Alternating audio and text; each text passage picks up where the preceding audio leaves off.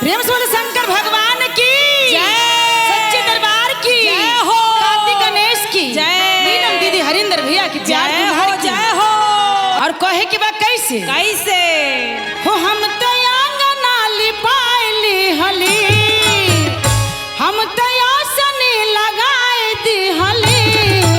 जाहो भले चर्चा के बे गुरु आ जहे सवे शिवा चर्चा कराई दी हली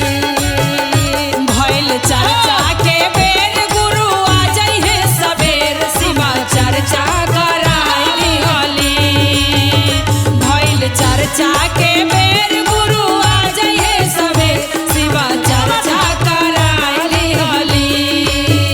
हो हम तयांगना लिपाइली हली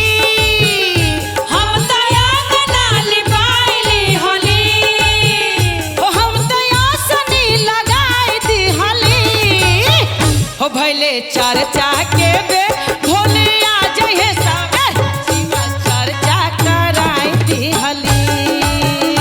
भइल चर्चा के बेर भोले आ जइहे सबेर शिवा चर्चा कराई हली भइल चर्चा के बेर भोले आ जइहे सबेर शिवा चर्चा कराई हली जय हो क्या बात है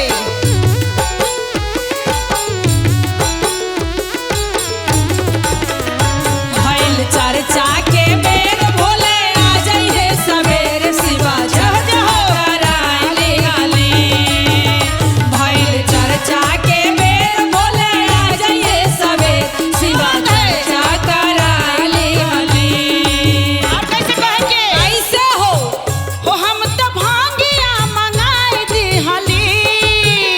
हम त भांगिया मंगाइली हली